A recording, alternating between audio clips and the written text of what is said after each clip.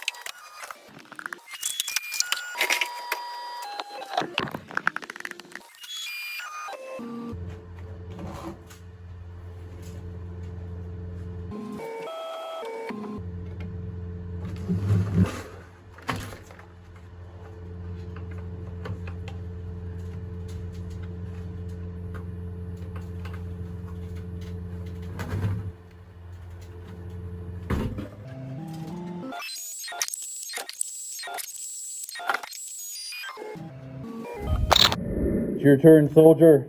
Take that bucket down that hole. Go, go, go.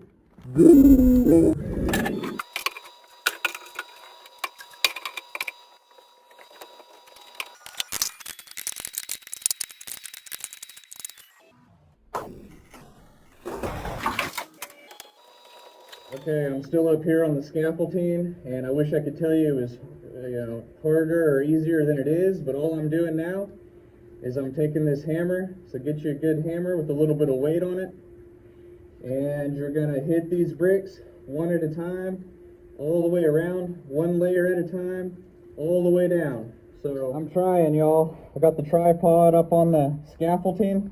Look at that clearance right there. I'm trying with my DeWalt lighting, that little hang light, trying to get this lit up for you guys. Still not able to see what's down inside there yet. Even with my flashlight, I can't really see down there.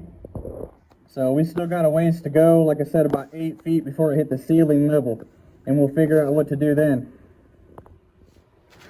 So you can see this mortar. It's not that strong, you know, this old mortar. So look at that.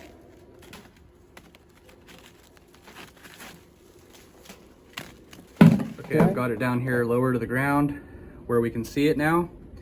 I'm going to take you in for a closer look. You can see those bricks are twisting, very twisting.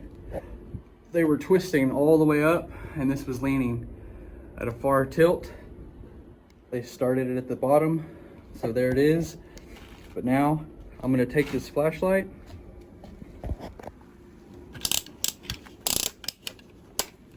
and I'm going to take you inside there now.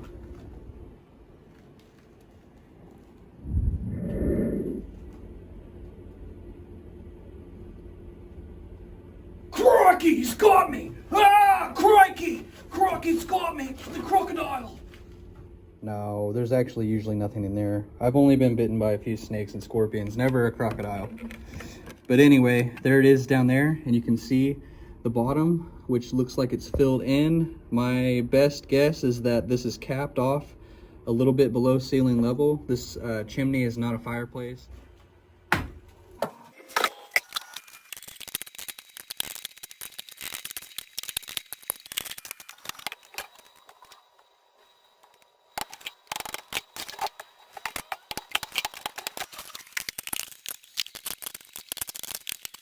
Okay. 3 more levels and we'll be down to ceiling height. I'm not doing anything different. I'm still removing the bricks just as I was before.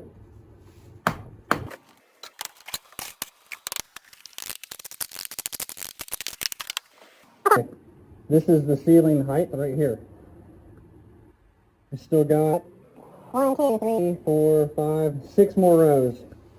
Maybe 10.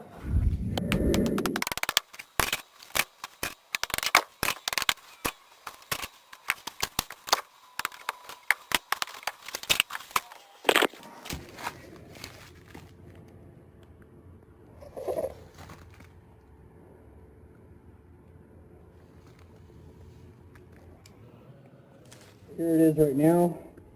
I have removed 1 brick layer, 2 brick layers right here underneath the ceiling height. I'm only going to go down this 1 more row right here. I'll get rid of this row and 1 more row, maybe 1 more row, we'll see. But I'll show you why in a second, and I'll show you where all this goes inside the house underneath the ceiling.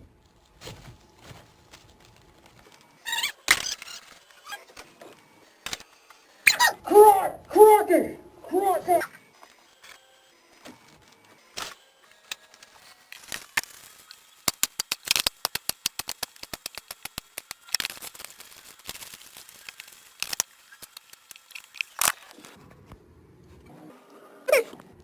Okay, you can see here's the ceiling. All they did was cut a square inside that plywood or inside the sheetrock, whatever you have for your ceiling.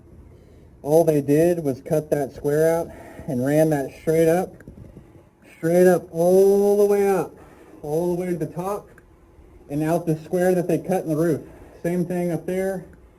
And if you have a fireplace in a crawl space house like I have here, this will typically go down through the floor, and they'll have a square cut out in the plywood in the floor also. So the roof, the ceiling, and the floor will all have a square cut out, and they'll run the bricks up from the dirt underneath the house all the way up.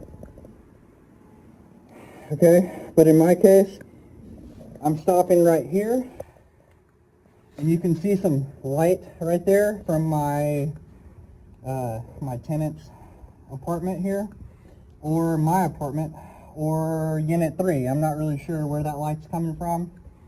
But anyway, I'm going to stop right here and take you downside and show you what it looks like down there. Sheetrock, that's sheetrock from the wall inside. Sheetrock from the wall inside.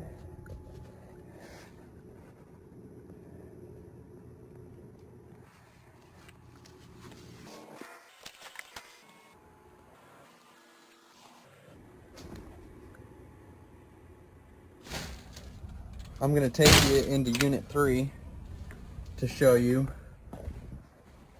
where that chimney comes down at. Okay, so they have a drop-down ceiling at 8 foot. These are 10-foot ceilings, so from this 8 foot it goes 2 feet up, and we've went down about a foot. So those bricks are sitting right above this point right here, which is where this little vent goes in to the bricks. So behind this is just glued. This is just paneling glued to the bricks, but those are bricks right there.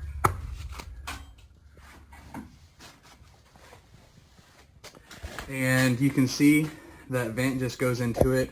There is no fireplace. There might have used to been a long time ago, but you know, ideally these bricks would go all the way through, and then they would have cut a square in the floor. Right back in the back, they would have cut a square in the floor, and the chimney would go down, and be all that weight of the chimney would be resting on a footing down inside the ground. That way that you can see this is just suspended in the air. All those bricks, 30 feet of bricks out through my roof, we're just sitting on this right here, pushing down my entire house, and I've got a big sag in the middle of my house right here where this chimney was. That's why I'm getting rid of it. So I'm going to show you in my apartment.